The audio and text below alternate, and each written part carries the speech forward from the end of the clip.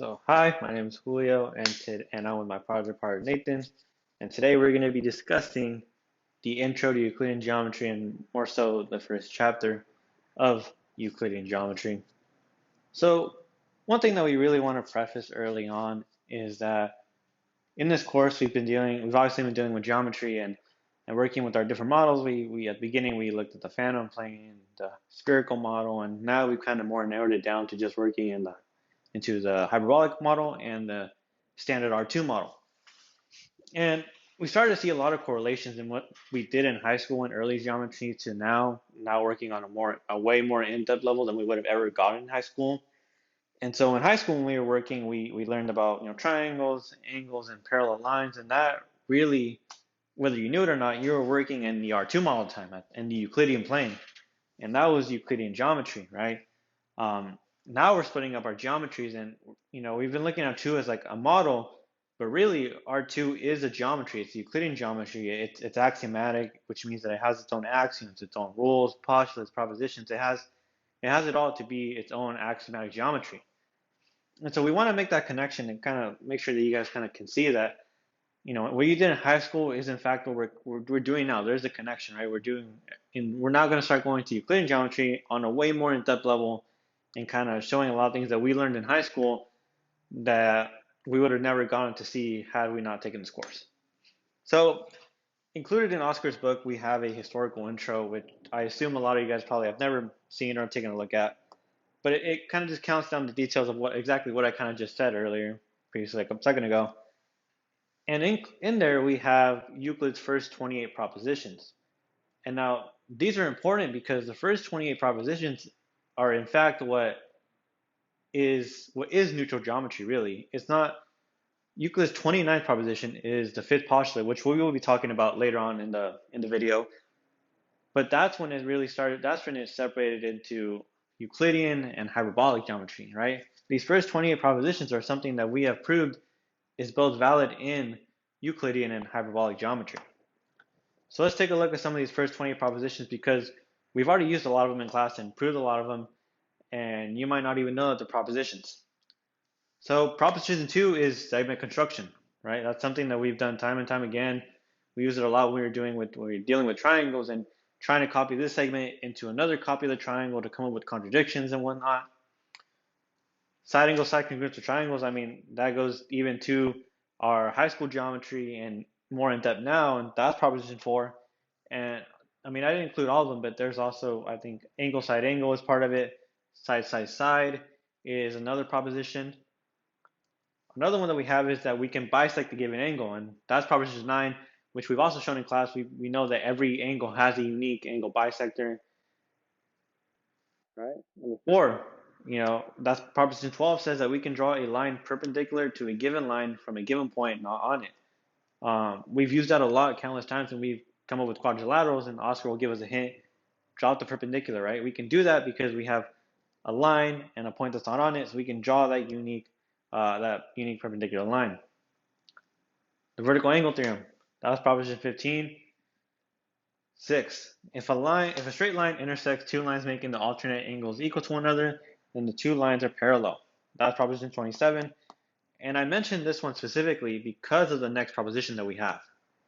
If a line intersects two lines making the exterior angle equal to the interior and opposite angle on the same side, or the sum of the interior angles on the same side equal to 180, then the two lines are parallel.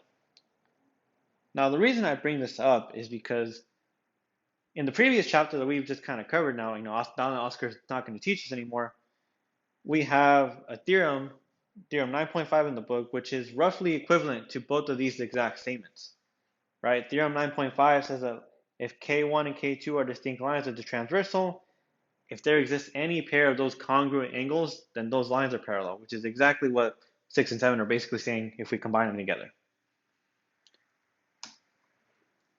So before we really get into the theorems and the nitty-gritty of Euclidean geometry, we kind of want to make some remarks that I've kind of already stated already. So up to this point, everything that we have done in our geometries has been in what we would call neutral geometry. And we call it neutral geometry because we fit it so that it can fit both of our models, right? And our biggest geometries are hyperbolic and Euclidean. And so we make these constraints to we're not exactly fitting one geometry more over the other, we're fitting both of them, right? We make, for example, we have the angle sum of a triangle.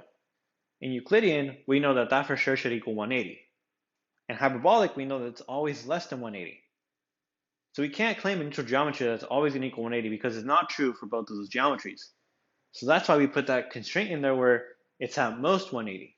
It can equal 180 or it can be less than 180, right?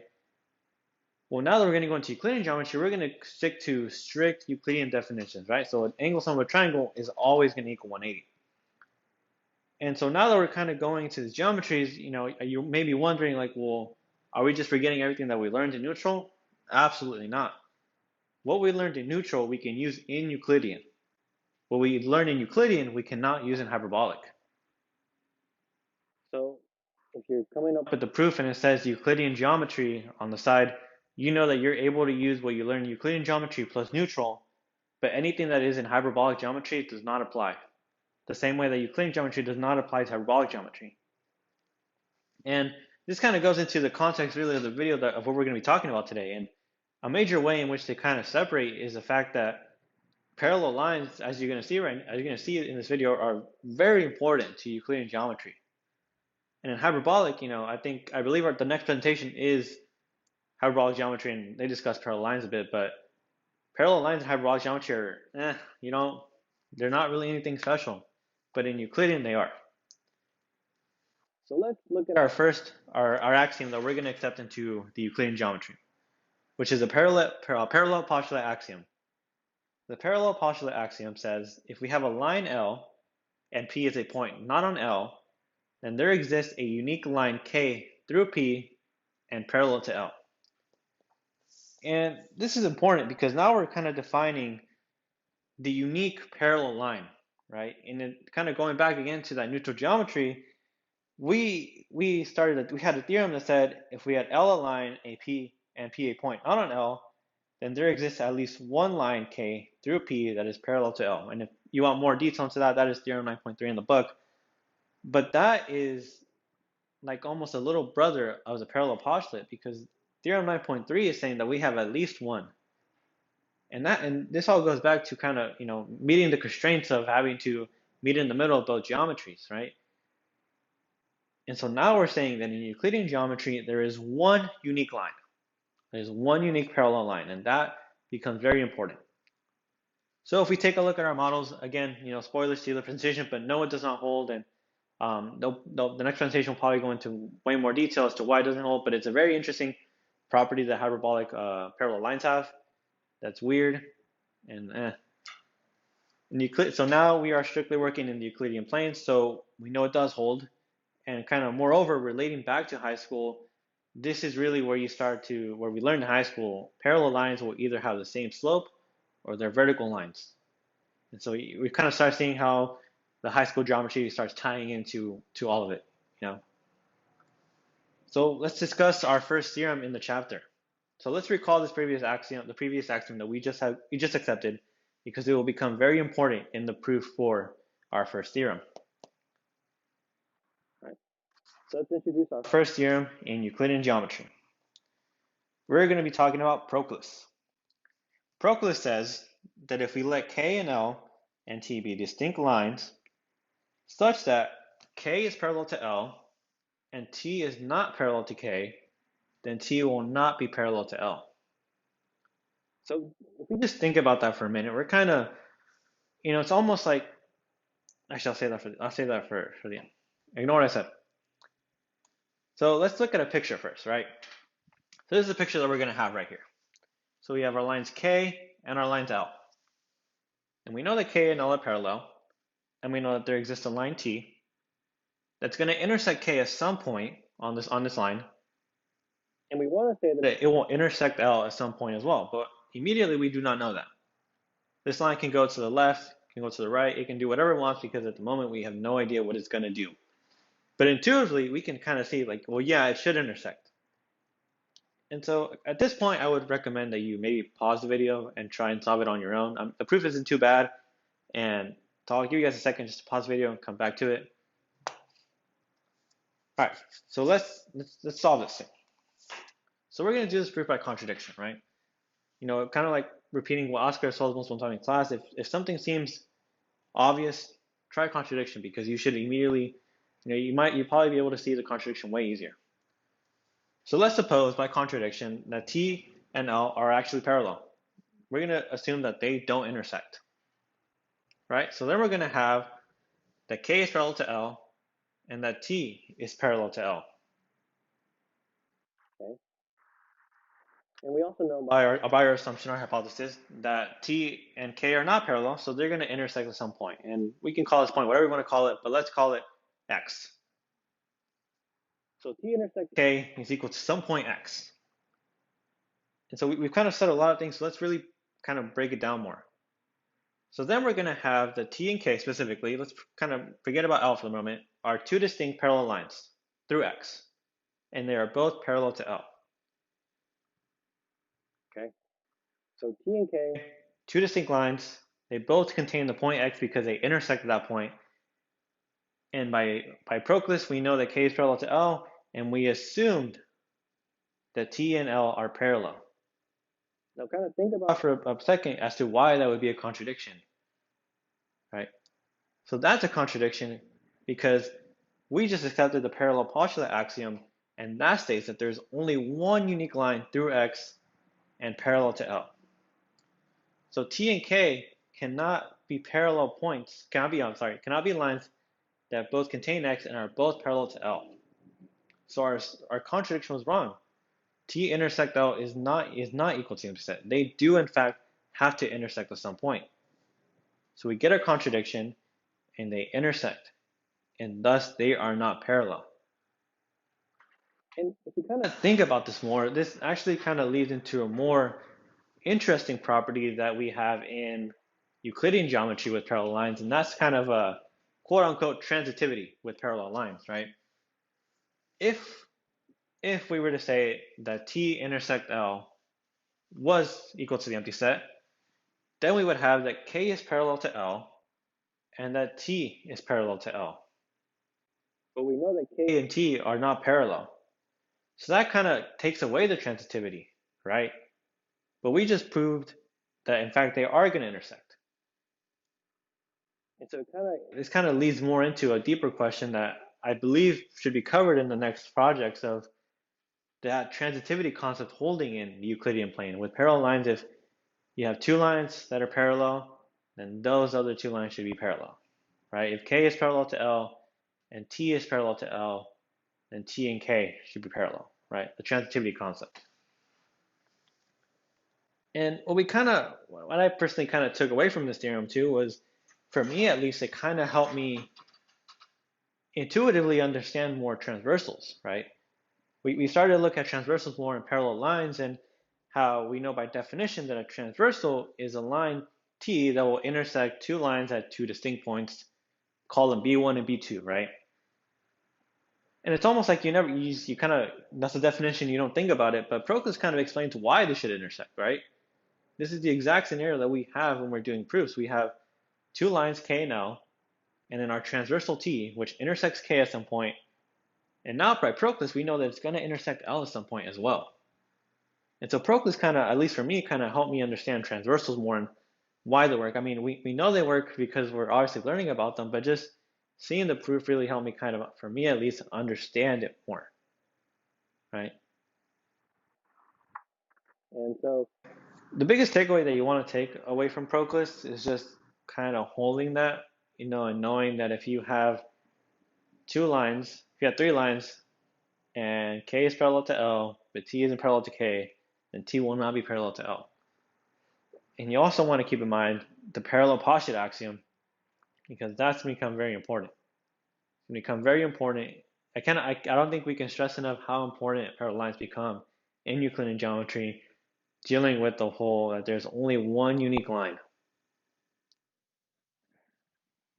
All right, so I'm going to be taking over for the rest of the presentation. We're going to move on to theorem number 4 in our introduction to Euclidean geometry. Theorem 4 is just Euclid's fifth postulate. which states that if K1 and K2 are two distinct lines and T is a transversal, such that the sum of the measures of two interior angles on the same side of T is less than pi, or 180, then K1 and K2 intersect on that side of T. So we go ahead and get a little picture going. So clearly the lines are not parallel. It just states that alpha plus beta is less than 180, so that K1 and K2, because of that, have to intersect on that side of T. So the proof for this is something that we actually did in class. It was theorem 9.6, where 1 implies 2, 2 implies 3, and 3 implies 1. So if you want the proof for this, it's something we've already done. So moving on, we have theorem number 5. That'll be theorem 11.3 in the book. We let K1 and K2 be parallel lines and T a transversal. Then corresponding angles are congruent, alternate exterior angles are congruent, alternate interior angles are congruent, and interior angles on the same side of T are supplementary. This is a theorem we've probably seen before. I know Julio talked about earlier the historical context when we were doing Euclidean geometry in high school. Proving two lines are parallel, you just looked for these angle congruences, and that's just what we used. This is actually Euclid's proposition 29, so pretty uncommon for it to be called that in high school, but it actually came from Euclid. All right, so for the proof of this, we're going to draw our picture here. K1 is parallel to K2, and T is a transversal. So using the vertical angle theorem, we're going to get a lot of congruent angles.